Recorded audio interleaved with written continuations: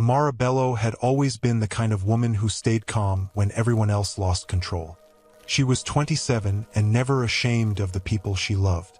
But on the morning of her wedding, even Amara felt her courage shake. A sound came from the road. Put, put, put, put. Every head turned. An old blue scooter rolled toward the hotel gate. One mirror was missing.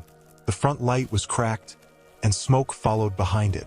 The rider wore a brown jacket, dark trousers, and a black helmet. The crowd went silent. Then someone laughed. "Please tell me that is not the groom," Amara's cousin Laura said. More laughter followed. Amara stood outside in her wedding dress. Her mother, Mrs. Bello, gripped her arm. "Amara," she whispered, "do not tell me Daniel came here on that thing." Amara knew the way he sat. She knew the brown jacket. She had sewn one of its loose buttons herself. "It is him," she said. Her mother's face changed. "This cannot be happening." The scooter coughed and stopped beside a line of luxury cars. Daniel placed one foot on the ground and tried to start it again, but the engine gave one weak sound and died. A man near the gate raised his phone and began recording. "This wedding is already better than a comedy show," he said. Amara heard every word. Her cheeks became hot, but she did not move. Her father, Chief Bello, pushed through the guests. He wore a gold outfit and carried himself like a man who believed every eye should be on him. "What is this?" he shouted. Daniel removed his helmet. His hair was untidy from the ride, but his face was calm. "Good morning, sir," he said.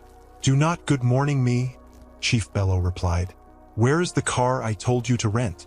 Daniel looked at the cars around him. "I did not rent one."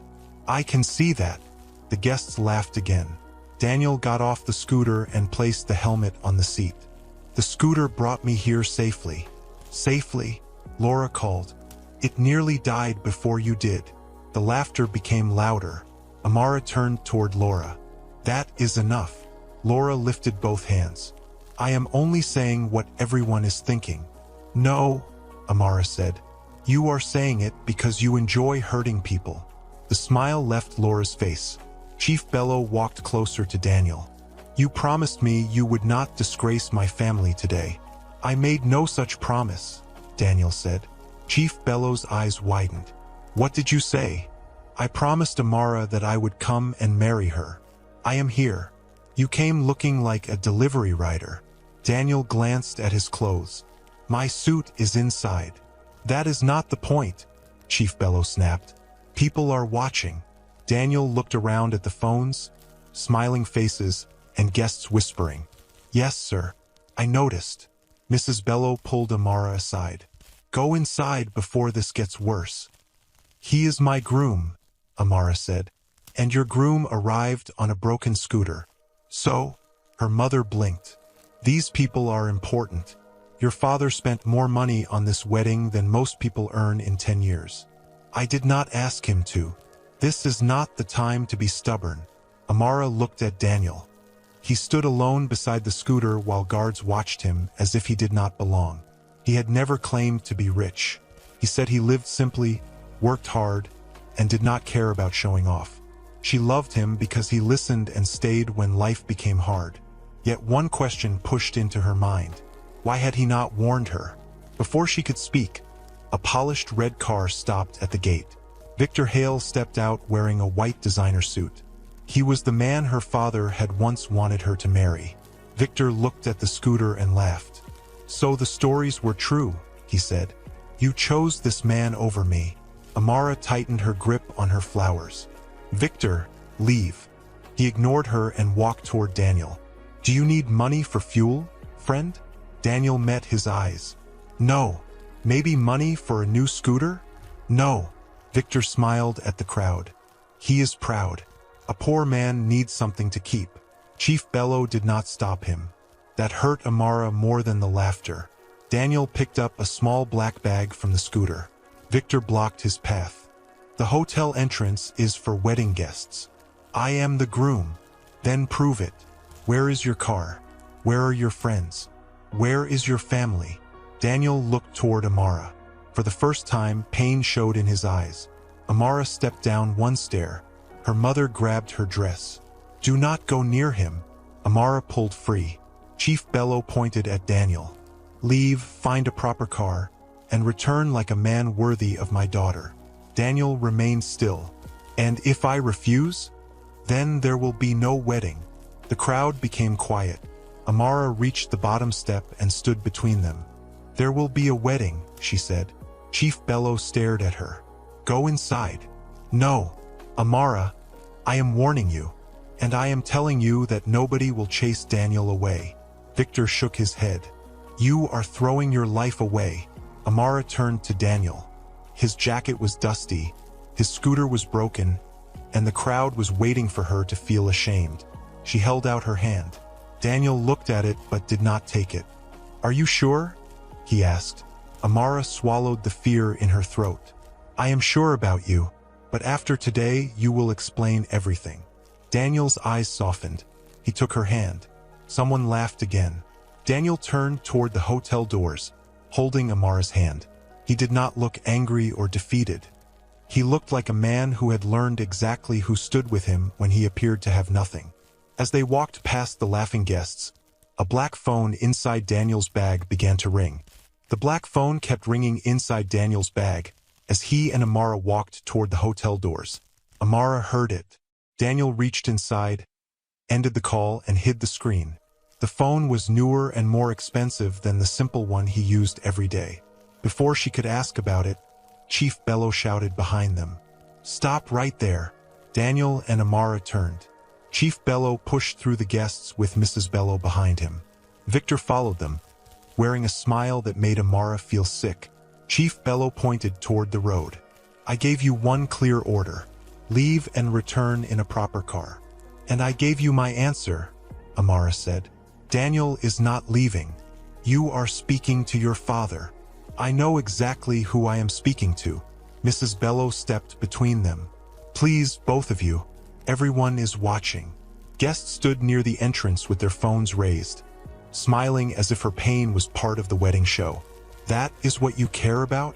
Amara asked. People watching? Her mother lowered her voice. I care about your future. My future is standing beside me. Victor laughed softly. That is a very sad future. Daniel took one slow step toward him. You have said enough. Victor lifted his chin. Or what? You will chase me on your scooter. Several guests laughed again. Daniel's hand tightened around Amara's. He did not shout or strike Victor. He only stared until Victor's smile weakened. Chief Bello moved in front of Daniel. Do not threaten my guest. He is not threatening him, Amara said. Victor is the one insulting my husband. He is not your husband yet, Chief Bello snapped. The words hurt. The vows had not been spoken, and her father was using that fact like a weapon. Mrs. Bello touched Amara's shoulder. Come upstairs with me. We can talk in private. No. Every insult happened in public. My answer will be public too. Chief Bello breathed hard. Then hear me clearly. If you enter that hall with him, you are choosing him over your family. Amara stared at him. Why are you making me choose? Because you have forgotten what this family has done for you. You raised me to know right from wrong. I raised you to use your head. I am using it. No, he shouted. You are throwing your life away for a man who came to his wedding without pride. Daniel finally spoke. A car does not give a man pride. Chief Bello turned on him. You should be ashamed to speak. Why? Look at you. Daniel looked down at his dusty jacket and then back at him. I know what I am wearing. You came here with nothing. I came here to marry Amara. That is not enough. It is enough for me, Amara said. Mrs. Bello looked afraid. Love does not pay bills. Love does not build a home. Amara faced her. Daniel works. He has never asked me for money. Then where is the proof? Chief Bello asked. Where is his house, his company, or anyone important who knows him? Daniel's face remained calm. Not every important thing must be shown. Victor clapped once. Beautiful words from a man with a dead scooter. Amara turned toward him. Why are you still here? Because I care about you. No, you care about winning. Victor's face changed. I came because your father invited me. You invited the man you wanted me to marry to watch this wedding? Chief Bello did not answer. She looked from her father to Victor. You planned this. Chief Bello shook his head. Do not be foolish. You expected Daniel to fail. You wanted Victor here so you could shame me.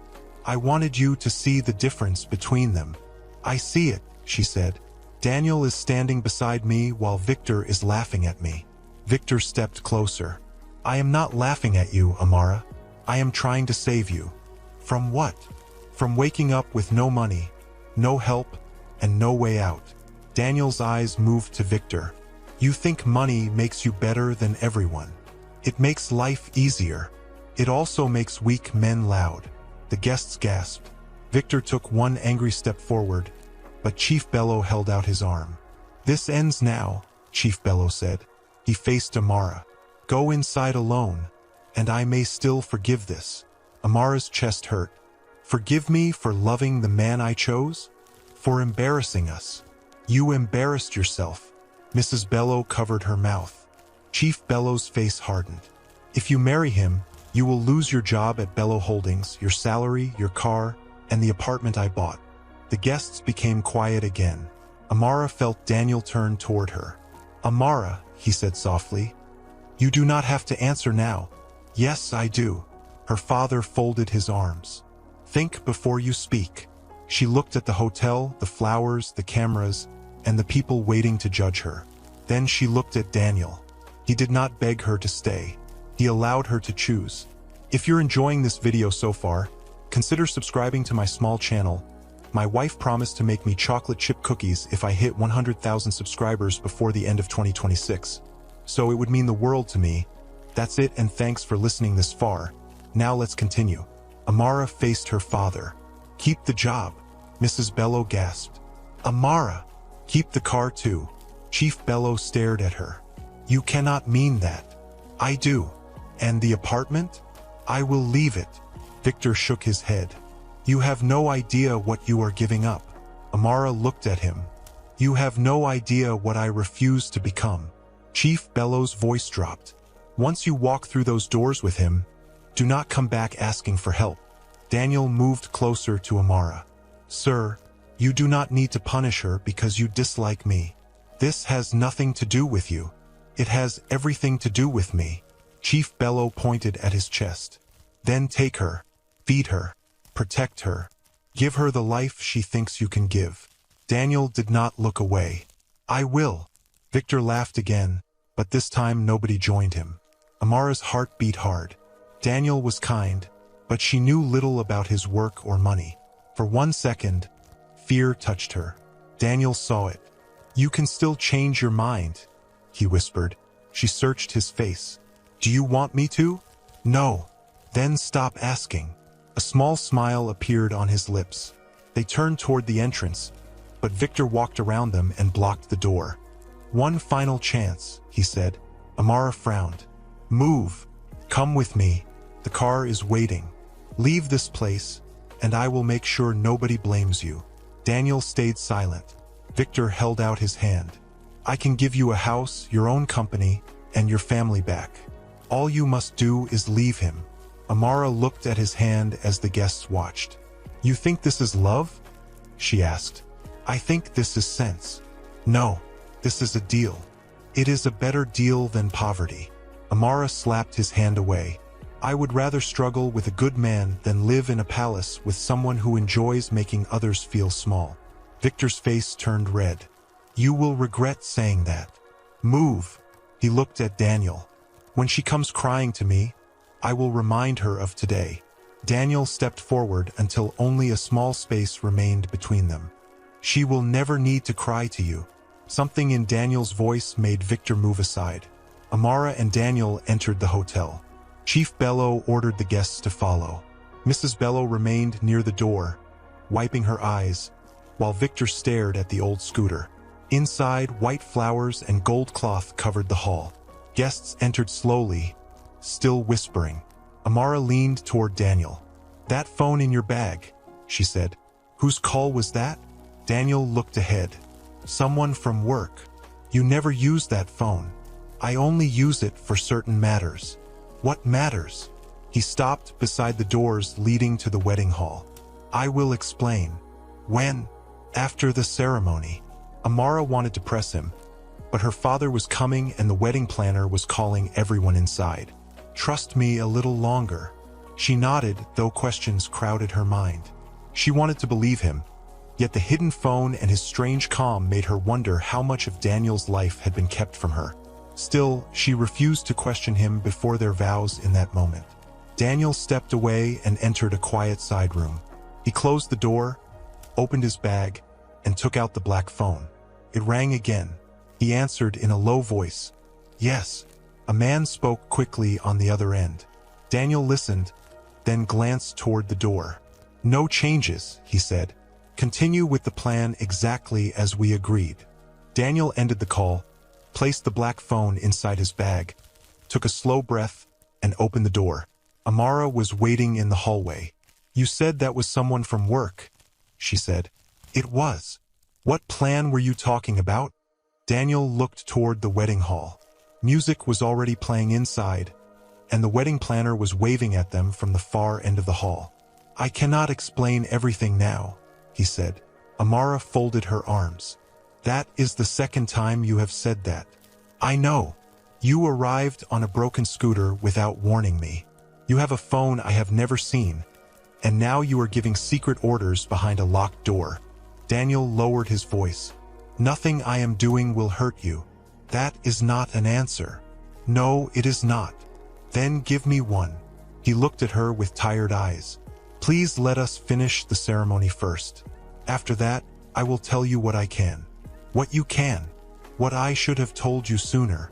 Before Amara could reply, the wedding planner rushed toward them. You both need to get ready now, she said. The guests are seated. The pastor is waiting, and your father is asking if the wedding has been canceled. It has not been canceled, Amara said. The planner looked at Daniel's dusty jacket. Sir, your changing room is this way. Daniel nodded, but Amara caught his hand before he could leave. Do not disappear again, she said. I will not. Do not make me regret standing beside you. Daniel's face softened. I would rather lose everything than do that. He walked into the changing room. Amara followed the planner to the bridal room, where her mother and two cousins waited. Mrs. Bello stood near the mirror with tears in her eyes. Laura sat on a chair, looking annoyed. So you are truly going ahead with this? Mrs. Bello asked. Yes. After what your father said? Yes. Laura laughed. You say yes as if you are proud. Amara faced her. I am proud that I did not join all of you in treating a good man like dirt. You do not even know if he is good, Laura replied. A good man would not bring shame to his bride. He came to marry me. That is what matters. In a broken jacket and on a machine that sounded like it was begging for death, Mrs. Bello raised one hand. Enough, Laura. Laura stood. I am only trying to help her. No, Amara said. You are trying to make me feel foolish. Maybe because you are being foolish. Amara stepped closer. Then leave. Laura blinked. What? Leave the bridal room. Leave the wedding too if you cannot show respect. You cannot throw me out. This is my wedding. Laura looked at Mrs. Bello for help. When none came, she grabbed her bag and walked out. Mrs. Bello waited until the door closed. You are pushing everyone away. I am asking them to stop hurting the man I love. Her mother sat beside her. Yet you look worried. Because Daniel is hiding something. Mrs. Bello took her hand. Come home with us. We can end this quietly. Amara shook her head. I will not leave him because he has secrets. I will ask him for the truth. And if the truth is bad, then I will face it after I hear it from him. A knock came at the door. The wedding planner entered and smiled nervously. It is time. Across the hallway, Daniel stood before a mirror in a plain dark suit. It was clean but old, and the sleeves were short. Victor entered without knocking. Daniel saw him in the mirror. This room is private. Victor closed the door. I wanted to see the famous wedding suit. You have seen it. Now leave. Victor looked him over. No fine cloth, no gold watch, no costly shoes. Daniel faced him. Why does that trouble you? It does not trouble me. It makes me laugh. Then laugh and go. Victor's smile disappeared. You think you won because she chose you outside. This is not a game. Some men are born to win, and others are born to watch. Daniel picked up his bag. You speak like a man who is afraid. Afraid of you? Yes. Victor moved closer. What could a man like you take from me? Daniel met his eyes. Amara already chose me. Maybe that is what hurts. Victor's jaw tightened. She will understand her mistake. Not today. Today is only the beginning. Daniel opened the door. Then watch carefully. When Daniel entered the wedding hall, the guests turned and began whispering. That suit looks borrowed, one woman said. Maybe the hotel cleaner gave it to him, a man answered. Daniel kept walking. At the front, Chief Bello stood beside Mrs. Bello without smiling. Amara entered with her uncle. Everyone rose as her eyes searched the room and found Daniel. She saw his simple suit and smiled. Daniel smiled back. The music stopped, and the pastor spoke about trust, love, and standing together. Daniel ignored the guests and kept his eyes on Amara. The pastor asked, "Who gives this woman to be married?" Chief Bello was meant to answer, but he remained silent. The hall became still. Mrs. Bello touched his arm. "Say it." Chief Bello looked at Daniel. "I cannot give my daughter to a man who cannot care for her." Amara's uncle slowly released her hand. "Father," Amara said, "do not do this. I warned you." The pastor cleared his throat. "This should have been handled before the ceremony. I tried." She refused to listen. Amara stepped forward. "You are trying to shame me. I am trying to save you." Victor rose from his seat. "Perhaps the groom can answer one simple question." Amara turned. "Sit down." Victor ignored her. "Daniel, how do you plan to support her?" The guests began whispering again. Daniel looked at the pastor. "May we continue?" Victor laughed. "That is not an answer. This is not your wedding. But it is a fair question. Where will she live?" Daniel stayed silent. "What work do you do?" Victor asked. "How much do you earn? Do you even have enough money to repair that scooter?" A few guests laughed. Amara's face burned. "Stop this now." Victor spread his hands. "Everyone wants to know." Daniel looked across the hall. "You do not have a right to know everything about my life." Chief Bello stepped forward. "You want my daughter, yet you refuse to explain how you will feed her? I have never asked Amara or your family for money. That does not prove anything. I work." "Where?" Daniel's eyes hardened. "That is private." Victor smiled. "Private means there is nothing." Daniel turned to him. "No. Private means I will not perform for men who have already decided to hate me." The laughter stopped. Chief Bello pointed toward the doors. "A real man would answer." Daniel spoke calmly. "A real man does not need to shout about what he owns." Victor moved into the aisle. "Then say it quietly. Tell us your job." Daniel glanced at Amara.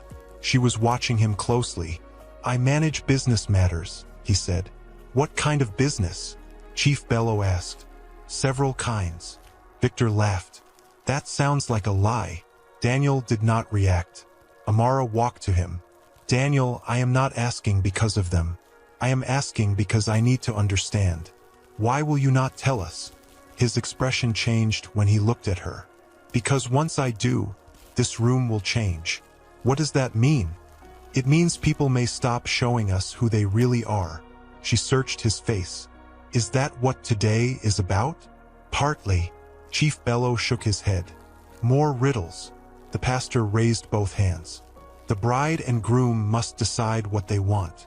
"I know what I want," Amara said. "So do I," Daniel replied. Victor pointed at him. "Then answer the question." Daniel faced the hall. "No." A shocked sound passed through the room. "I will not speak about my money to earn your respect," he continued. "If my clothes, my scooter, and my silence are enough to make you cruel, then anything I say will come too late." Victor's face tightened. You have no money. Daniel looked at him with a calm that made Amara uneasy. Believe whatever helps you sleep. Then Daniel turned back to the pastor and held out his hand to Amara. She placed her hand in his, but as the pastor began again, one thought would not leave her mind. The pastor began speaking again, but Amara barely heard him. Daniel's hand was warm around hers, yet his calm no longer felt simple. It felt planned, as if he had been waiting for this moment all day. Why did a man with nothing stand so calmly before people who believed they could destroy him? The answer came when Daniel squeezed Amara's hand and the pastor asked them to face each other. Daniel quietly looked at her as if no one else was there. Amara Bello, he said, I do not promise that every day will be easy. I do not promise that people will always understand us.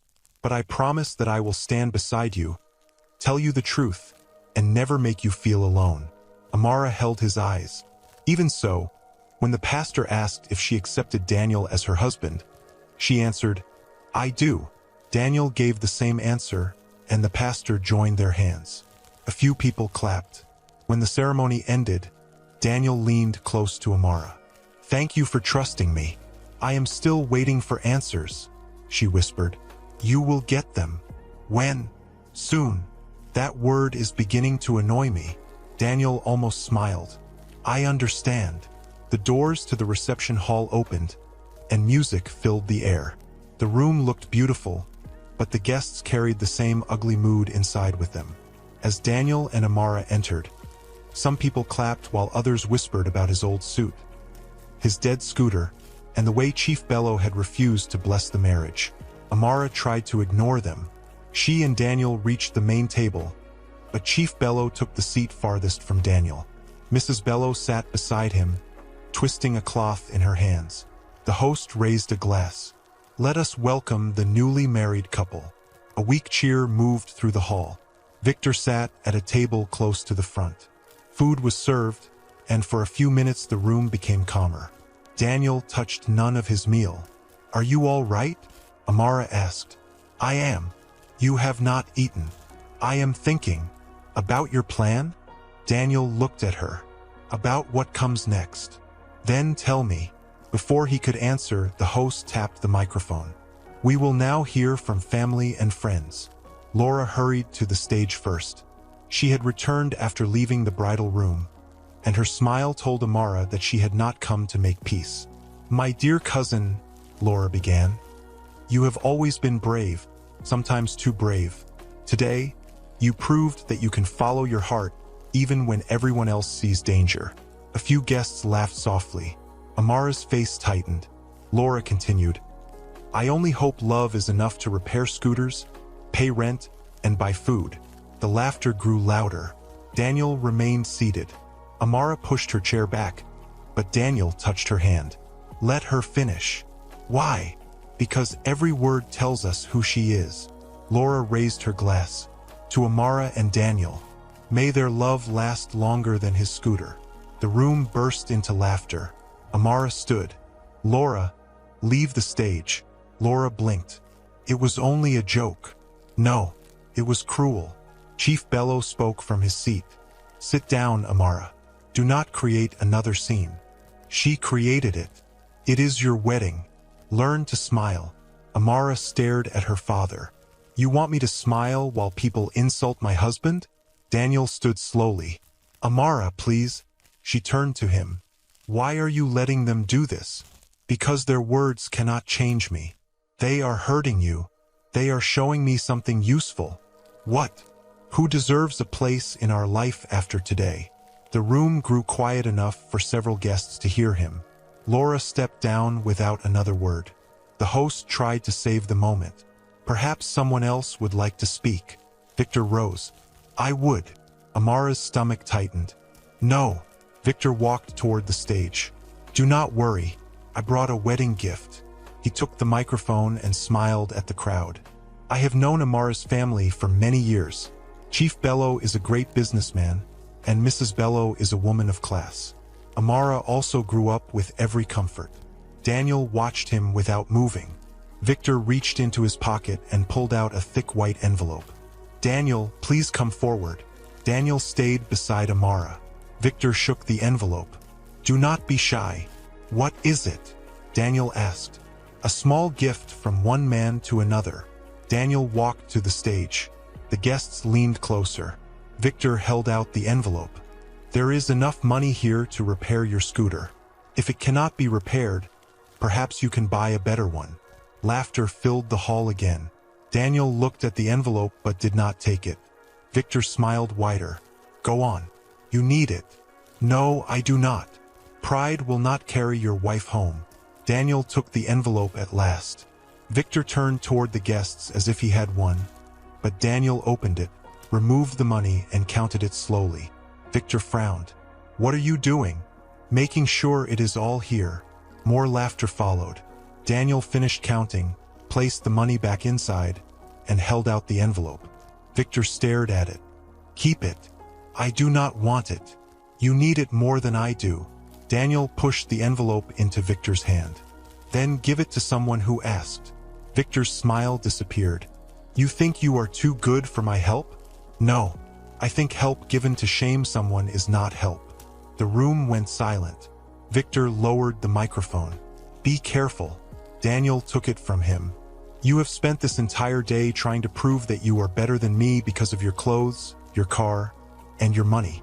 But a man's value is not measured by what he drives or what he wears. It is measured by how he treats people when he believes they have nothing to offer him. Several guests looked away. Daniel continued. You saw an old scooter and decided I was worthless. You saw a simple suit and decided I should be mocked. You did not ask whether I was honest, whether I worked hard, or whether I loved Amara. You only asked what I owned. Victor stepped closer. Do not lecture me. Daniel held his gaze. Then stop giving me reasons. A few guests clapped.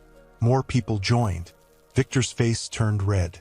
He grabbed the envelope and left the stage. Daniel returned the microphone to the host and walked back to Amara. She stood and took his hand. That was the first clear thing you have said all day, she whispered. There will be more. Chief Bello suddenly rose from his chair. No, there will be no more speeches from you. He walked to the stage and took the microphone. Mrs. Bello followed him with fear in her eyes. Please, she said. Not here. This must be said here, Chief Bello replied. Amara stepped forward. Father, enough. He looked across the hall. Everyone in this room knows that I worked for years to build Bello Holdings. I plan to pass part of that company to my daughter. Amara's throat tightened. Chief Bello looked directly at Daniel. But a person who rejects this family cannot expect to enjoy what this family built. Mrs. Bello touched his arm. Think about what you are doing. I have thought about it. He faced Amara. If you remain married to Daniel, you will receive no shares in Bello Holdings. Gasps moved across the hall. Amara stared at him. You are using the company to control me. I am protecting it. From my husband? From your poor choices. Daniel stepped beside her. Sir, your company belongs to you. You may do whatever you wish with it. Chief Bello narrowed his eyes. I was not speaking to you, but your threat is about me. It is about my daughter choosing a man who has nothing. Daniel's face stayed calm. Then keep everything. Amara turned to him. Daniel. He looked at her. You already gave up enough for me today. You do not need to beg for what should never be used against you. Chief Bello pointed toward them. Hear me clearly, Amara. No shares, no seat on the board, no part of the family business, and no money from me. If you walk out with him, you walk out with nothing. The hall became silent. Amara looked at her mother, but Mrs. Bello lowered her eyes. She looked at Laura, who watched with an open mouth, and then at Victor, who stood near the back holding the white envelope. At last, Amara faced her father. You keep saying I will have nothing, but I still have my name, my hands, and the man I chose. Chief Bello's face hardened. Do not come back when love fails you. Amara took Daniel's hand. Love has not failed me today. My family has. The words struck the room like a slap. Chief Bello lowered the microphone, but his anger did not leave his face. Daniel looked at Amara with quiet pride. while the guests stared at the couple they had mocked all day. Then Daniel's black phone began to vibrate inside his bag once more, but this time he did not reach for it. Daniel's black phone kept vibrating inside his bag while the hall stayed silent. Amara looked toward it. "Are you going to answer that?" she asked. "Not here," Daniel said. Chief Bello laughed. "A man with secrets always needs a quiet room." The phone stopped, but Chief Bello's phone began to ring. He frowned at the name on the screen and answered. "Yes, Mr. Grant. I was not expecting your call today." As he listened, his shoulders dropped. "What do you mean the deal is off?" he asked. Mrs. Bello moved closer. "What happened?" He raised one finger, telling her to wait. No, you cannot cancel now," Chief Bello said into the phone. "The papers are ready. We agreed to sign on Monday." Daniel watched him closely. "Mr. Grant, please listen. Bello Holdings spent money based on your promise." The call ended and Chief Bello stared at the screen. Mrs. Bello touched his arm. "Tell me what happened." "Our largest investor has pulled out," he said. A low whisper spread through the room. Amara forgot her anger for a moment. "The Grant deal?" Chief Bello looked at her. "Yes, but that deal was going to save the company."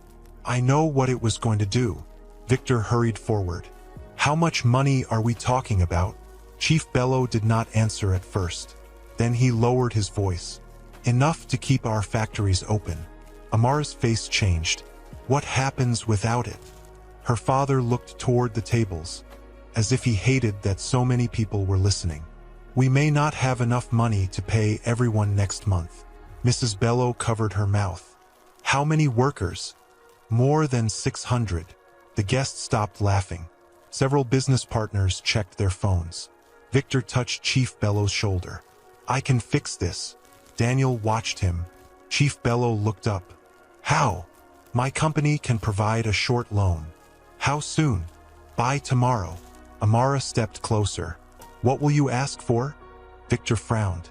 "This is about saving your father." Chief Bello turned to Victor. "What are your terms?" Victor glanced at Daniel before answering. "Only a fair share of Bello Holdings." "How much?" 40%. Chief Bello's eyes widened. "That is not a loan. That is taking my company." "It is keeping your company alive." Amara shook her head. "Father, do not agree." Chief Bello snapped. "You gave up your place in the company. This no longer concerns you. It concerns the workers." Victor smiled. "The workers will lose everything if I do nothing." Daniel finally spoke. "How much money does the company need?" Chief Bello turned on him. "You could not even arrive in a proper car. Do not speak about my business." Daniel stayed calm. "I asked a simple question, and I do not need your advice." Victor laughed. "Maybe he wants to offer the coins in his pocket." Daniel looked at Chief Bello. "If 600 people may lose their jobs, pride should not stop you from hearing every idea." Chief Bello stepped toward him. "What idea could you have?" Daniel did not answer. Amara watched him. "Daniel." His black phone vibrated again. Daniel reached into the bag and took it out. Before he could answer, Victor pointed at the phone. "That is a costly phone for a poor man." Daniel looked at him. "You notice objects quickly." "I notice lies." Chief Bello spoke over them. "This is not the time." "No," Daniel said. "It is not." He turned to Amara. "I need 5 minutes." "Why?" "To take this call." "Is it connected to what is happening?" Daniel paused. "It may be." Chief Bello laughed bitterly. "Now he wants us to believe he can save the company." Daniel's face did not change. "I did not say that." "You did not need to." Victor walked closer. "Take your call. Perhaps your scooter repairman has good business advice." Daniel looked at Amara. "I will come back." She nodded slowly. 5 minutes. He entered the side room, and Amara followed him to the door. "Daniel." He stopped before closing it. "Do not shut me out again," she said. "I am trying to protect something." "What?" "People who did nothing wrong." She studied his face. "Is this about my father's workers?" Daniel looked toward the hall. "Give me 5 minutes." Then he closed the door. Inside the room, he answered the phone. A man spoke at once. "Mr. Cole, Grant has canceled the deal exactly as we expected." Daniel walked to the window. "Why?" "Someone offered him more money to walk away." "Who?" "We are still checking, but the payment came through a company linked to Victor Hale." Daniel's eyes narrowed. "Victor?" "Yes, sir." Through the glass, Daniel saw Victor pretending to comfort Chief Bello. "What is the condition of Bello Holdings?" Daniel asked. "Bad. They have enough money for less than 3 weeks. If the banks refuse another loan, the factories will close." "And the workers?" 643 people could lose their jobs. Daniel closed his eyes for one moment. "That will not happen." "Should we buy the company?" "No." "Should we expose Victor?" "Not yet." There was a short silence. "What do you want us to do?" "Move enough money into a safe account to cover 3 months of wages, rent, power, and factory costs." "That is a large amount." "I know." "Under whose name?" Daniel looked at the closed door. "Use the Hope Worker Fund." "Sir, that fund does not exist." "It does now." "And Bello Holdings?" "Do not tell Chief Bello where the money came from. Send the offer through the workers' bank. Make it look like a short rescue plan with no shares taken." The man sounded confused. "You want to save the company after the way he treated you?" "I want to save the workers." They did not laugh at me. "What about Victor's offer?" "Let him make it." "Sir, if Chief Bello signs with him, Victor could gain control before our money arrives. Then make sure our offer reaches the company first." "How soon?" "Within 1 hour." "Yes, sir." Daniel lowered his voice. "And continue with the other plan. The cars are ready. Keep them outside the city until I call." "Yes, Mr. Cole." Daniel ended the call. Saving the company would protect hundreds of families and a man who had just rejected him. A soft knock came at the door. "Daniel," Amara said from outside, "your 5 minutes are almost over." He placed the phone in his pocket and opened the door. Amara looked at him. "Who were you talking to?" "A man who works with me." "Did you help my father?" "I helped the people who may lose their jobs." Her eyes widened. "How?" "I cannot explain yet." "Daniel, stop saying that. I know it is hard." "Hard?" Her voice shook. "My father may lose his company. Hundreds of people may lose their jobs. And you are standing here telling me you did something but cannot tell me what." Daniel lowered his voice. "I moved money where it needs to go." Amara stared at him. "How much money?" "Enough." "Enough for what?" "To keep the factories open for a while." She stepped back. "You have that kind of money?" Before he could answer, the wedding planner rushed over. "Amara, your father needs you. Victor is asking him to sign something." Victor stood at the main table with papers spread before Chief Bello. "This is the only way," Victor said. "Sign now, and I will send the money before morning." Chief Bello's hand shook around a pen. Amara reached the table. "Do not sign." Victor looked angry. "You do not understand business. I understand that you are trying to take almost half his company. I am trying to save it." Daniel stood behind Amara. Victor saw him and smiled. "Did your secret call solve everything?" Daniel said nothing. Chief Bello lifted the pen. "I have no other choice." At that moment his phone rang. He answered quickly. "Yes." "What bank?" he asked. He listened and sat down. "How much?" Mrs. Bello leaned close. "What is it?" "No shares?" he asked into the phone. "No control of the company?" Victor's smile faded. Chief Bello listened for another moment. "Send the papers now." The call ended. "What happened?" Amara asked. Her father looked stunned. "A new worker rescue fund has offered enough money to cover 3 months of wages and factory costs." Victor grabbed the papers from the table. "That is impossible." Chief Bello looked at him. "They want no shares." "Then it is a trick. They are using the workers' bank. The money has already been approved." Amara slowly turned toward Daniel. He stood quietly beside her, his hands empty and his face calm. She remembered his words in the hallway. I moved money where it needs to go. Daniel, she whispered. He met her eyes but said nothing. Across the room, Victor stared at him too. For the first time, Victor was no longer laughing. Victor stared at Daniel as if he had seen a ghost. The white envelope still hung from his hand, but his fingers had stopped moving. You did this, he said. Daniel remained beside Amara. Did what? You arranged that money. Chief Bello looked from Victor to Daniel. Do not be foolish. He could not arrange a taxi, yet you think he arranged millions? Amara did not laugh. She kept her eyes on Daniel. He told me he moved money where it needed to go. Mrs. Bello stepped closer. Daniel, is that true? Daniel looked at Amara first. Her face was full of questions, and silence would hurt her more. I made one call, he said. Chief Bello gave a cold laugh. One call? Yes. And we are supposed to believe one call from you saved 600 workers? I did not ask you to believe anything. Victor pushed past a chair. Stop speaking in riddles. Who are you? Daniel's black phone began to ring again. This time, the sound cut through the quiet room like an alarm. He took it from his pocket and answered. Yes. A man spoke on the other end. Daniel listened without looking away from Victor. Bring them in, he said. He ended the call. Victor frowned. Bring who in? Daniel slipped the phone back into his pocket. You will see. A deep sound came from outside. It seemed like thunder as more engines joined it.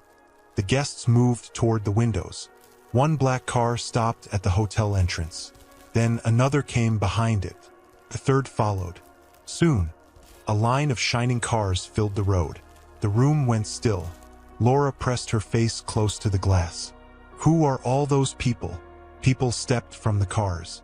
Some wore dark suits and carried files. Hotel workers rushed outside, opening doors and clearing the entrance. Chief Bello walked toward the window. That is Mr. Adeyemi. Mrs. Bello joined him. The bank owner? Yes. Another man stepped from the next car. Chief Bello's voice dropped. And that is Helen Cross. Victor turned sharply. The head of Cross Energy? A third person appeared, followed by two assistants. Someone near the back whispered, That is the minister's business advisor. The guests now pushed toward the entrance. Phones rose, but nobody smiled. Chief Bello faced the hotel manager. Why are these people here? The manager shook his head. I do not know, sir. They did not speak to me. Daniel picked up his bag. Amara caught his arm. Daniel, what is happening? He looked at her. The truth is coming inside. The doors opened. Mr. Adeyemi entered first. He was an older man with gray hair and a careful walk. Chief Bello rushed forward with both hands stretched out. Mr. Adeyemi, this is a great surprise. The banker walked past him. Chief Bello froze. Helen Cross entered behind him. Victor smiled and moved toward her. Helen, I did not know you were invited. She ignored him too. The powerful visitors entered the hall. None went toward Chief Bello, Victor, or the main table. They walked straight toward Daniel. Everyone moved aside. Mr. Adeyemi stopped in front of Daniel and lowered his head while the entire room watched. Good afternoon, Mr. Cole. Helen Cross did the same. Congratulations on your wedding, sir. Others followed. Congratulations, Mr. Cole. It is an honor to be here, sir. We came as soon as your office called. Shocked whispers moved through the hall. Amara stared at Daniel. Why are they calling you, sir? Daniel turned, but Victor spoke first. This is some kind of show. Mr. Adeyemi looked at him. Be careful how you speak. Victor laughed, though the sound was weak. You expect us to believe this man is important because a few people bowed? Helen Cross stepped forward. A few people? Victor's face tightened. She pointed toward Daniel. This man controls business deals larger than your entire company. Chief Bello shook his head. That is impossible. Mr. Adeyemi faced him. No, Chief Bello. What is impossible is that you invited half the business world to a wedding and failed to recognize the richest man in the room. A glass fell from someone's hand and broke against the floor. Amara barely heard it. She kept staring at Daniel. Richest man. Daniel's eyes stayed on her. Amara, I was going to tell you. When? Today. After everyone laughed at you? I needed to know something first. Chief Bello stepped closer. What exactly do you own? A tall woman in a dark suit entered with a silver case. She stopped beside him. Sir, the board is waiting for your final word. Daniel nodded. They can wait. Chief Bello looked at her. Who are you? My name is Grace Morgan. I am the head lawyer for Cole Global. The room exploded with voices. Cole Global? That cannot be him. Nobody knows what the owner looks like. I heard he lives outside the country. Grace waited for the noise to fall. Mr. Daniel Cole is the founder and main owner of Cole Global. Victor's face lost all color. Cole Global owned banks, hotels, factories, farms, shipping companies, and technology firms across several countries. Its name appeared on buildings, roads, and large projects. Newspapers often spoke about its hidden founder, but Daniel rarely allowed his picture to be taken. Chief Bello's mouth opened, but no words came out. Amara stepped away from Daniel. You own Cole Global? Yes. You told me you managed business matters. I do. You made it sound like you worked in a small office. Daniel's voice became gentle. I know. Mrs. Bello held onto a chair. How rich are you? Daniel did not answer. Mr. Adeyemi answered for him. Rich enough that no person in this room should have laughed at his scooter, though his money should not be the reason you respect him. Laura slowly lowered her phone. Chief Bello looked at the guests who had mocked Daniel. Many now avoided his eyes. Victor forced a smile. Anyone can claim to own a company. Grace opened the silver case and removed several papers. These are signed company records. Would you like to read them? Victor did not move. She continued. The Hope Worker Fund that saved Bello Holdings was opened this afternoon under Mr. Cole's order. The full amount came from one of his private accounts. Chief Bello looked at Daniel. You saved my company? I protected your workers. After everything I said to you? Daniel's jaw tightened. They did not say those things. Mrs. Bello began to cry quietly. A young man rushed into the hall carrying a tablet. He stopped beside Grace. Sir, the reports you requested are ready. Daniel nodded. Keep them secure. Victor stared at the tablet. What reports? Daniel looked at him. You seem nervous. I am not nervous. Then stop asking. The same guests who had laughed at Daniel now began moving closer. One man straightened his jacket. Mr. Cole, I hope you understood that my comments were only jokes. A woman smiled too quickly. We always knew Amara had chosen well. Daniel looked at them without warmth. 10 minutes ago, you called me useless. The woman's smile vanished. Laura came forward slowly. Daniel, we are family now. Amara turned to her. You said our love would not last longer than his scooter. I was trying to make everyone laugh. You did. Laura looked at Daniel. I am sorry. He gave no answer. Chief Bello moved closer, his voice suddenly soft. My son. There has been a terrible mistake. Amara looked at him in disbelief. My son. Chief Bello ignored her. You should have told us who you were. Daniel's face hardened. Would you have treated me better? Of course. That is the problem. No one spoke. Outside, more cars continued to arrive. The old blue scooter still stood beside them, small and dusty among machines worth more than many homes. Victor looked through the window and then back at Daniel. You planned all of this, he said.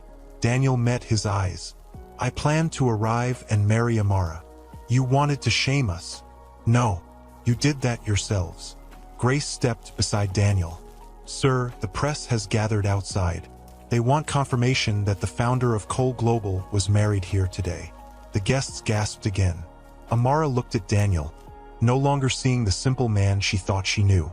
He was still wearing the plain suit. His old shoes had not changed. Yet the strongest people in the city waited for his words. Daniel held out his hand to her. Amara, I know you deserve answers. She looked at his hand but did not take it. Not here, she said. Not in front of all these people. Daniel lowered his hand. Chief Bello tried to speak, but Daniel raised one finger. No more, Daniel said. The room obeyed. For the first time that day, nobody laughed at the man who had arrived on the old scooter. Daniel looked around the hall. No one laughed now. The people who had mocked his clothes tried to stand closer, but he ignored their sudden smiles. He turned to Amara. There is a quiet room upstairs. We can speak there. Amara folded her arms. You should have spoken before today. I know. That does not fix it. No, but the truth may help. She looked at the guests watching them. Her father stood with his head low. Her mother kept wiping her eyes. Victor had moved toward the back of the room, but his stare never left Daniel. Fine, Amara said. Let us talk. Daniel led her toward the stairs. Grace followed them for a few steps, but he raised a hand. No one comes with us. Yes, sir, Grace replied. Amara noticed how quickly the lawyer obeyed. It made the space between her and Daniel feel wider. They entered a small room above the hall. It had 2 chairs and a window facing the gate. Amara could see the old scooter between rows of black cars. Daniel closed the door. Amara stayed standing. Start from the beginning. He placed his jacket over a chair. My full name is Daniel Elijah Cole. I started Cole Global 12 years ago. 12 years? She asked. You were barely an adult. I was 20. How? With a small delivery company, 1 borrowed truck, and more debt than sense. Amara shook her head. You told me you worked with business owners. I did. You did not tell me you owned the businesses. No. Why? Daniel pulled out a chair for her, but she did not sit. Because the moment people learn my name, they stop seeing me. That makes no sense. It will. He sat down. When Cole Global became successful, people who ignored me suddenly wanted to be my friends. Men laughed at bad jokes. Women said they loved me before knowing me. Amara's eyes narrowed. You think I would have done that? No. Then why did you hide it from me? Because I did not know that at first. So you tested me. Daniel looked down. Yes. She took a step back. Our whole relationship was a test? No. My feelings were real. But you watched me like I was applying for a job. That is not how it began. Then tell me how it began. Daniel lifted his eyes. The day we met, an old woman dropped her bag outside a store. Fruit rolled into the road. Everyone walked around her, but you helped. Amara remembered the day.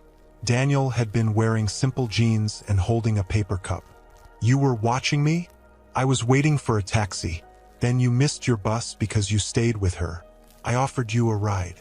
On that scooter. Yes. You said it was the only thing you owned. I said it was the oldest thing I owned. Amara stared at him. That was clever. It was dishonest. Daniel did not defend himself. She sat down. What happened after your company became rich? I tried to live the way people expected. I bought large homes, expensive cars, and clothes I did not like. I went to events every night because my advisors said powerful people needed to see me. And women? Daniel paused. There were women. Amara's fingers tightened around the edge of the chair. They wanted Daniel Cole, the man in the newspapers, he continued. One woman brought a list of houses she wanted before our 3rd meeting. Another secretly called a reporter and told him we were engaged. We had never even discussed marriage. So you decided every woman was greedy? No. I decided I could not tell who was honest. That still does not give you the right to lie to me. You are right. The simple answer stopped her anger for a second. Daniel leaned forward. I met you while I was living quietly for a few months. I wanted to breathe without guards and cameras. I expected to return to my normal life. Then you kept talking to me. You were the one who asked for my number. And you refused. Amara wanted to smile but held it back.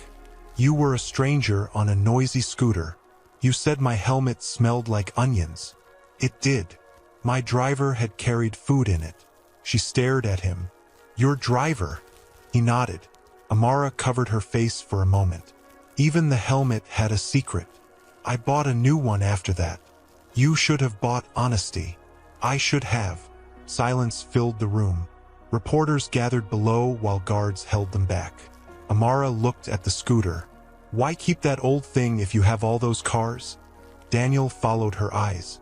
It belonged to my father. He bought it when I was 10, Daniel continued. We had almost nothing. My mother had died and he worked 2 jobs. In the morning, he carried bread to shops. At night, he cleaned offices. He used that scooter in the rain, under the hot sun, and even when he was sick. Some days, it broke down and we pushed it home together. When I wanted to leave school and work, he refused. He said I would build something better with my mind. He sold his tools to pay my first school fee. What happened to him? He died before Cole Global became successful.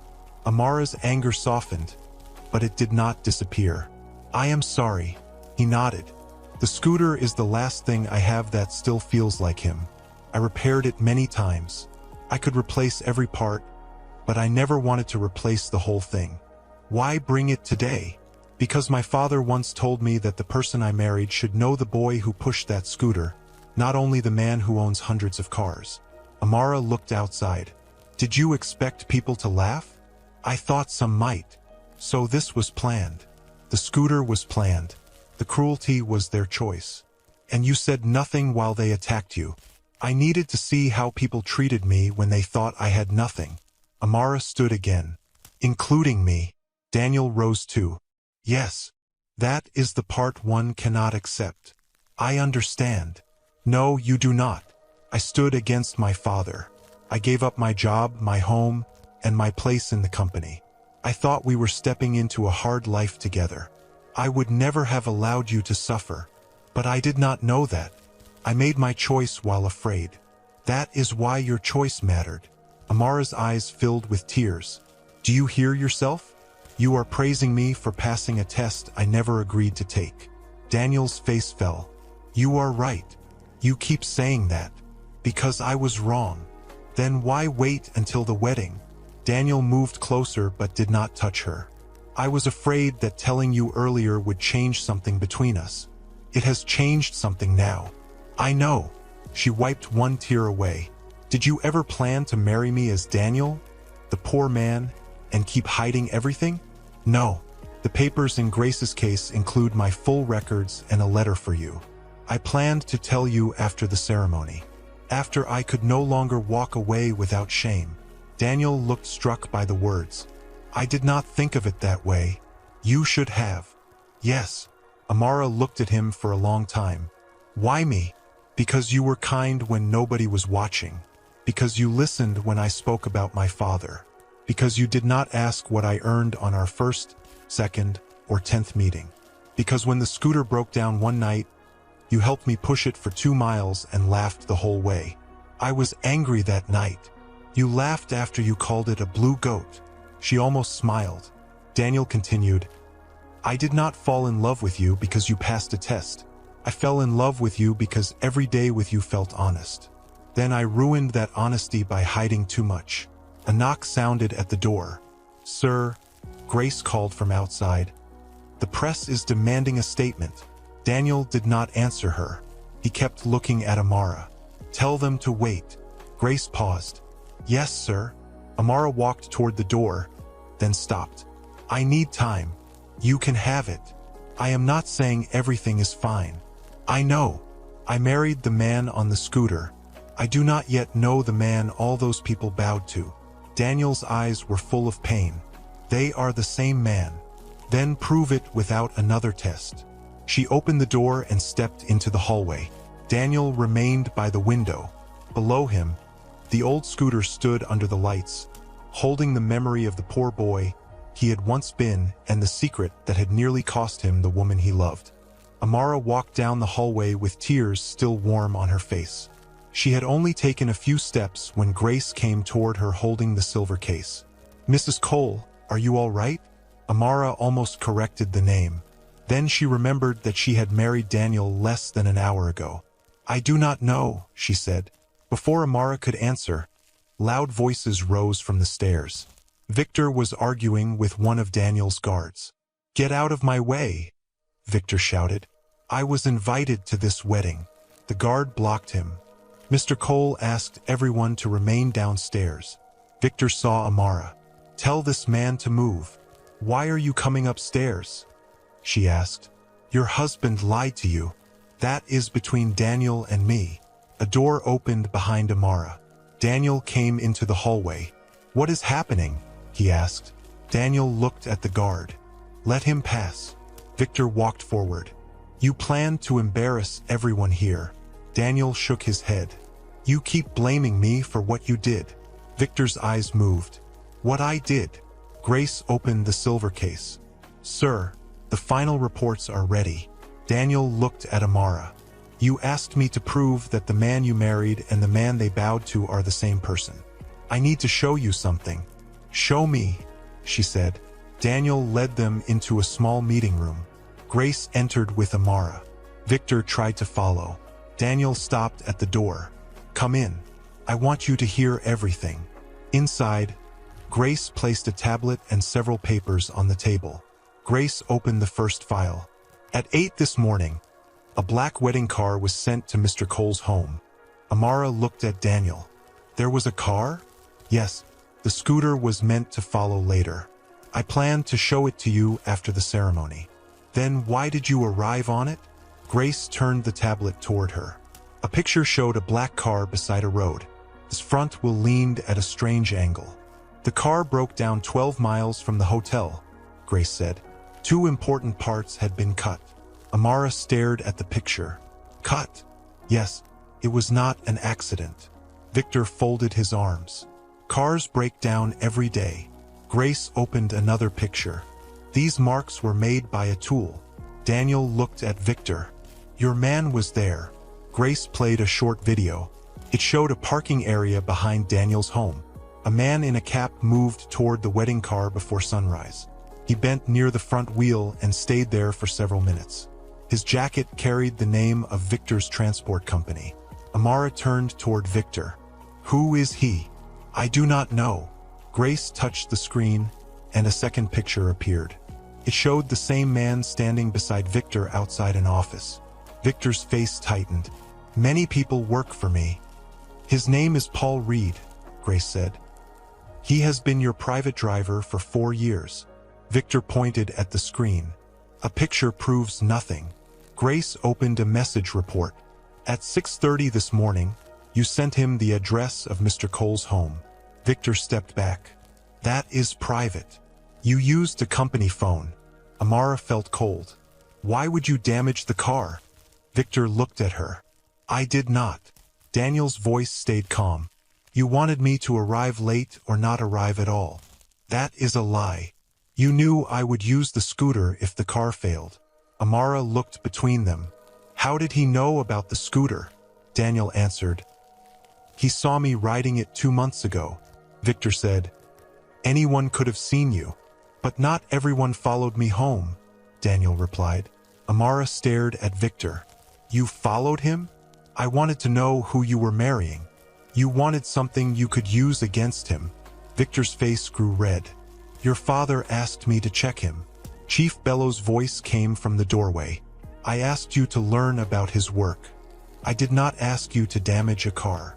Chief Bellow and Mrs. Bellow stood outside. "I wanted answers, not a crime," Chief Bellow said. Mrs. Bellow looked at her husband. "Is that true?" Chief Bellow lowered his eyes. "I thought Daniel was hiding something." "So you sent Victor after him?" Amara asked. "I made a mistake." Daniel looked at Grace. "Continue." Grace opened another file. 3 weeks ago, a company linked to Victor paid Mr. Grant to leave the Bellow Holdings deal. Chief Bellow stepped into the room. "What?" Grace placed a bank paper on the table. "The payment came through Hale Trade Services. Victor owns that company."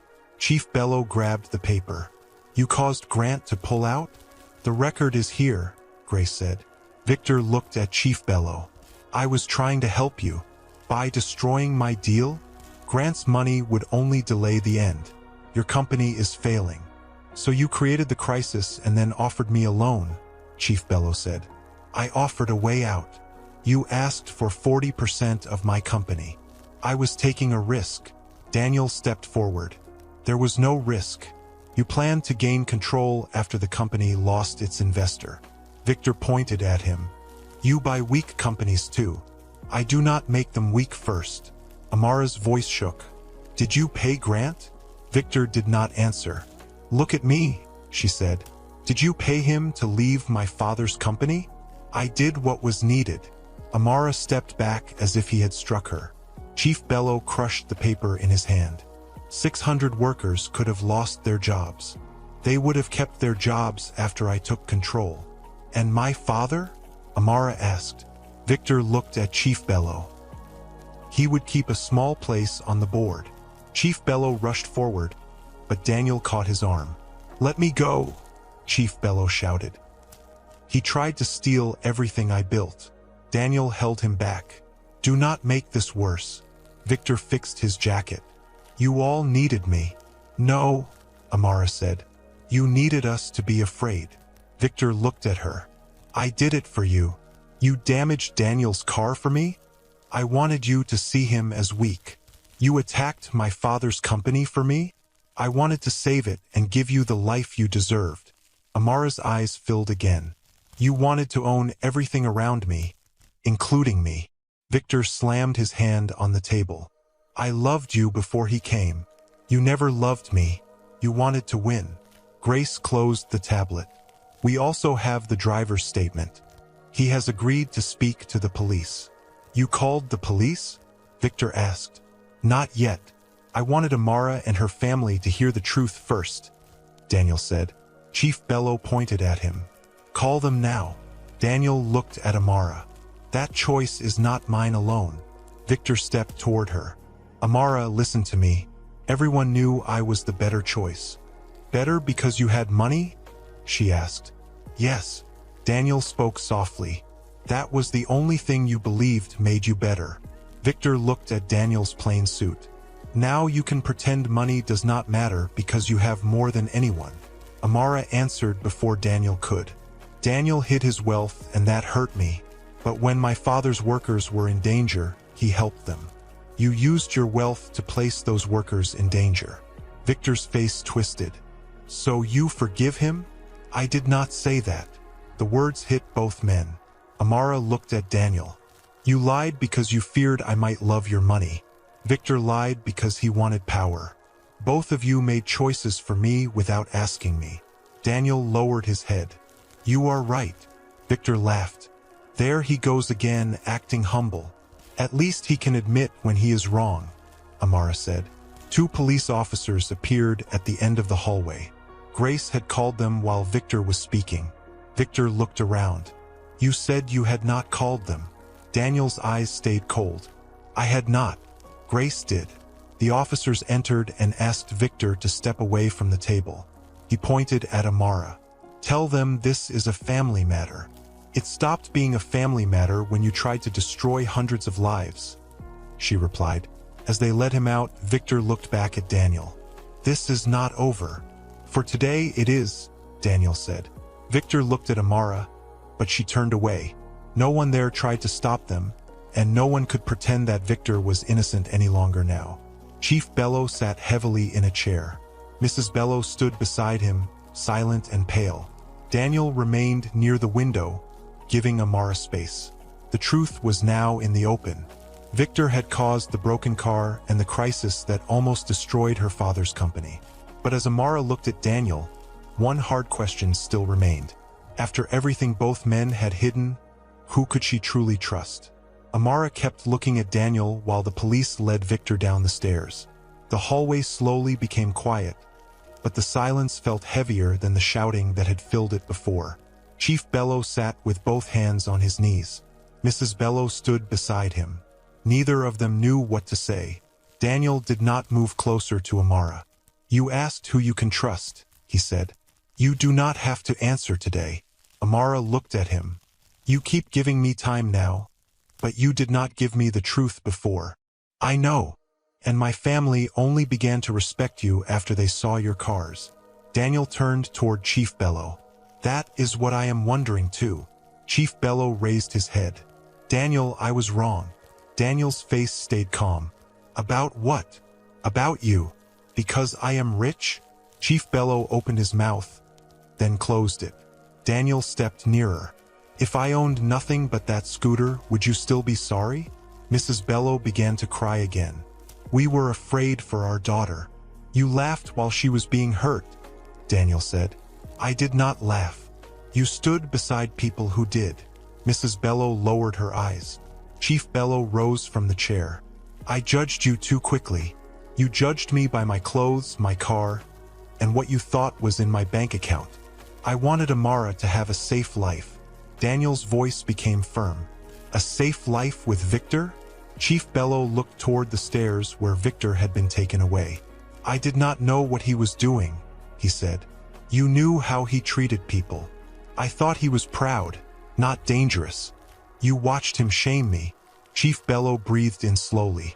Yes, and you joined him. Chief Bello looked at Amara. I thought I was protecting you. Amara shook her head. You were protecting your pride. Her father looked hurt. Amara, you cared more about what the guests thought than how I felt. I made a mistake. No, father. You made many choices. You invited Victor. You asked him to investigate Daniel. You threatened to remove me from the company. Then you called Daniel your son the moment you learned he was rich. Chief Bello's shoulders fell. Mrs. Bello reached for Amara's hand, but Amara stepped back. Please, her mother said. We are still your family. You told me love would not feed me. I was scared. Would you be scared now if Daniel were poor? Mrs. Bello could not answer. Daniel turned toward Grace. Please ask everyone downstairs to leave the hotel. Chief Bello looked surprised. This is still my daughter's wedding. Daniel faced him. The wedding ended when the guests turned it into a place of shame. Amara spoke softly. Let them go. Grace nodded and left. Chief Bello rubbed his forehead. What do you want from us? Daniel answered, Honesty. I said I am sorry. I heard you. I am asking why. Chief Bello looked through the window at the black cars outside. I am sorry because I treated a good man badly. How do you know I am good? You saved my workers. You did not know that when I arrived. No. If I had not saved them, would your answer be different? Chief Bello remained silent. Daniel nodded. That silence is your answer. Mrs. Bello stepped forward. Then tell us how to make this right. Daniel looked at Amara. That is not for me to decide. Amara walked to the table where her wedding flowers had been placed. The bright flowers now looked tired. She touched one petal, then turned toward her parents. I do not need you to bow to Daniel, she said. I need you to understand why what you did was wrong. Chief Bello nodded quickly. I understand. No, you understand that he is powerful. That is not the same thing. Her father looked down. Amara continued. You believed a poor man could be insulted because he had nothing to give you. You believed money made Victor better. Now you know Daniel has more money than Victor, and suddenly you want Daniel close. Chief Bello's eyes filled with shame. What should I say? He asked. Say what you would say if Daniel truly owned only that old scooter. Chief Bello looked at Daniel for a long moment. Then he walked toward him and stopped. If the scooter was all you owned, I should still have welcomed you because my daughter chose you, he said. I should have asked how you treated her, not how much money you had. I should have judged your heart, not your clothes. Daniel watched him carefully. Chief Bello continued, I do not deserve your trust today. I will not ask you to call me father. But I am sorry for every word I used to make you feel small. Daniel gave a slow nod. That sounds honest. Mrs. Bello wiped her cheeks. I am sorry too. I saw Amara standing alone, and I still told her to leave you. I was afraid of losing comfort. I should have been afraid of losing my daughter. Amara's anger softened, but she did not run into her mother's arms. I need time, she said. Mrs. Bello nodded. I will wait. Laura appeared at the end of the hallway. She had removed her shoes and held them in one hand. Her face was red from crying. May I speak? She asked. Amara looked at her. Speak. Laura walked closer. I made jokes because I wanted people to notice me. When everyone laughed, I felt important. Daniel said nothing. Laura looked at him. I am sorry I used your pain to make myself look funny. Would you be sorry if I were poor? Daniel asked. Laura swallowed. I want to say yes, but I do not know. I only saw how ugly I looked after I learned the truth. That is more honest than the other answers, Daniel said. Laura nodded with tears in her eyes. I will do better. Amara looked around the room at the people who had suddenly learned how cruel they had been. Then she noticed the gold necklace around her own neck. It was a wedding gift from her father. The stones were worth more than many workers earned in years. She lifted her hands and removed it. Mrs. Bello frowned. What are you doing? Amara placed the necklace on the table. Then she removed her diamond earrings and gold bracelets. Chief Bello stepped forward. Those belong to you. No, they belong to the life you wanted me to choose. Amara, you do not have to prove anything. Yes, I do, but not to you. She turned toward Daniel. He watched her with worry. Amara slipped off the costly ring her father had given her before the ceremony and placed it beside the necklace. She kept only the simple wedding ring Daniel had put on her finger. Daniel spoke quietly. You do not need to give those things away. I am not doing this because money is bad. Then why? Because I need you to hear me without any doubt. She walked toward him. When I stood outside and took your hand, I thought the scooter was all you had, she said. I believed we might live in one small room. I believed I might have to work 2 jobs. I was afraid, but I still chose you. Daniel's eyes became wet. Amara continued, I did not choose Cole Global. I did not choose the black cars or the people who bowed. I chose the man who listened when I spoke, brought soup when I was sick, and stayed with me when my father shouted. Daniel reached for her, then stopped. Are you saying you forgive me? I am saying I love you. Forgiveness will take work. He nodded. I will do the work. No more tests. Never again. No more hidden phones. I will show you everything. No more telling me later when you can tell me now. I promise. Amara looked through the window at the scooter. If that old scooter were truly everything you owned, I would still be your wife. Daniel finally understood that her love had never depended on his money. The simple touch did not erase the hurt between them, but it gave them a place to begin. Chief Bello watched their joined hands and seemed to understand that he could not buy his way back into their trust. Mrs. Bello quietly picked up the jewelry and placed it inside its box, not to return it yet, but to keep it safe until Amara decided what to do. Laura stepped away without making another joke. For once, nobody in the room really cared about the cars, the company, or the money waiting outside. He held out his hand, not as a rich man asking to be trusted, but as the same quiet man she had chosen outside. This time, Amara took it. Daniel closed his fingers around Amara's hand, and for the first time that day, she did not feel trapped between 2 worlds. She was still hurt, but she was no longer alone. Around them, the costly flowers, gold chairs, and shining lights felt less important than the quiet promise in Daniel's eyes. Chief Bello cleared his throat. What happens to my company now? Daniel turned toward him. The rescue money stays. Chief Bello looked surprised. Even after everything? The workers still need their jobs. And the company? You will keep control of it, but there will be new rules. Chief Bello's face tightened. What rules? No hidden loans. No risky deals without a full report. No using workers as numbers on a page. Chief Bello nodded slowly. That is fair. Daniel looked toward Grace, who had returned to the room. Set up a team to check every account. The workers must be paid first. Yes, sir, Grace said. Chief Bello looked ashamed. You are saving what I almost lost. Daniel shook his head. I am giving you time. What you do with that time will show whether you deserve it. Mrs. Bello touched her husband's arm. We will do better. Daniel did not answer. He had heard many promises that day. Downstairs, the guests were leaving in small groups. Some walked quickly because they were ashamed. Others stayed near the doors, hoping Daniel might speak to them. A man who had laughed at the scooter stepped forward. Mr. Cole, I own a building company. Perhaps we can meet next week. Daniel looked at him. Why? The man smiled. To discuss business. You did not want to speak with me this morning. I did not know who you were. You knew I was a person. The man's smile disappeared. Daniel walked past him. A woman hurried over. Mrs. Cole, your wedding was lovely. Amara stopped. You called my husband a street beggar. The woman looked around. I was only repeating what someone else said. You chose to repeat it. The woman lowered her head and moved away.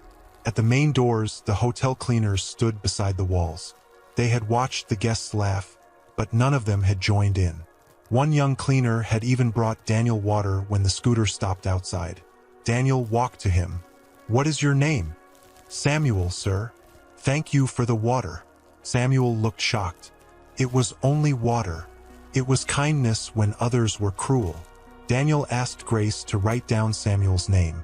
Then he thanked the guards, cooks, drivers, and servers who had worked through the trouble without insulting anyone. Amara watched him and smiled. This is the man I married. Daniel looked at her. I hope I can become the man you thought I was. You can start by never testing me again. I heard that very clearly. The next morning, Daniel and Amara did not wake inside a palace. Amara had refused to leave the hotel in one of the black cars. She stayed in a simple room with Daniel, where they talked until sunrise. When the sun rose, Daniel said, I want to give you the wedding we should have had. We are already married. I know. I mean a day without people trying to shame us. Amara sat beside him. No cameras. No cameras. No business leaders. Only the ones you truly want. No gold stage. Daniel smiled. I can live without a gold stage. Amara thought for a moment. Invite the workers. Which workers? All of them. The factory workers, hotel staff, drivers, cleaners, and the people who treated us like human beings before they knew your name. Daniel's smile grew. That sounds perfect. 1 week later, a second celebration was held in the open yard beside the oldest bellow factory. There were no tall gates, crystal lights, or red carpets. Long tables stood under white cloth covers. Children ran between the chairs while music played from simple speakers. The factory workers came with their families. Samuel came with his mother. The hotel cooks brought food, and the cleaners helped decorate the yard with flowers made from paper. Amara wore a plain white dress. Daniel wore the same dark suit from the first wedding, but the sleeves had been fixed. You kept the suit, Amara said. It survived the first wedding. So did we. Barely. She laughed and straightened his collar. Chief Bello and Mrs. Bello arrived without a line of guards. Chief Bello walked toward Daniel with a folder in his hands. What is that? Daniel asked. A new company plan, Chief Bello said. The workers will now receive part of the profit each year. Daniel opened the folder and read the first page. This was your idea? Amara helped. Amara smiled. He argued for 3 hours. Chief Bello looked at her. And lost. Daniel handed the folder back. This is a good start. Chief Bello nodded. I know trust will take time. It will. I am ready to earn it. Daniel held out his hand. Chief Bello shook it, but neither man pretended that one handshake had fixed everything. Laura arrived carrying a box of small cakes. I made these myself. Amara looked inside. Some were burnt at the edges. They looked dangerous, she said. Laura laughed, then quickly stopped. Was that cruel? No. This time it was true. They both smiled. During the meal, Daniel stood before the workers. He did not use a tall stage. He stood on the ground with everyone else. Many of you nearly lost your jobs because powerful people treated your lives like pieces in a game, he said. That should never have happened. The yard became quiet. The rescue money will keep the factories open, but money alone will not fix every problem. From today, workers will have people at every important meeting. No large choice will be made without someone speaking for the families who depend on this company. A woman near the front raised her hand. Does that mean we can tell Chief Bello when he is wrong? The crowd laughed. Chief Bello stood. Yes. Even when you enjoy it too much. The workers clapped. Daniel continued, "This company will not belong to one proud man. It will be built by everyone who works here." When he finished, the people did not bow. They surrounded him, shook his hand, and spoke to him like a man, not a king. That meant more to Daniel than the greetings from the powerful guests at the hotel. Later, Grace told him that Victor had been charged for damaging the car and trying to take control of Bello Holdings through lies. His company had also lost several deals after the truth became public. Should Cole Global buy his company? Grace asked. No, Daniel said. We could take it for a very low price. I do not want it. What about the guests who asked for meetings? Cancel them. All of them. Anyone who laughed at the workers, the hotel staff, or Amara can do business somewhere else. Grace nodded. Understood. Daniel looked across the yard at workers eating with their children. He remembered the grand hall, where people had measured him by a car. Here, nobody asked how much he owned. A boy waved a paper flower at him, and Daniel waved back. Amara saw the peace on his face and understood that this simple place had given him more joy than the shining rooms he controlled. As evening came, the workers gathered near the yard entrance. A soft engine sound came from behind the factory. Put, put, put, put. The old blue scooter rolled into view. Amara covered her mouth. You repaired it. Daniel stopped in front of her. Both mirrors were now in place, the light was fixed, and the smoke was gone. The paint still had scratches, but Daniel had kept every mark he could. I repaired what was broken, he said. I did not replace what mattered. He handed her a helmet. Amara looked at her dress. You expect me to ride in this? You rode with me in the rain once. I was wearing trousers. I remember. The workers began cheering. Chief Bello walked over. There are 10 cars waiting. Amara placed the helmet on her head. Let them wait.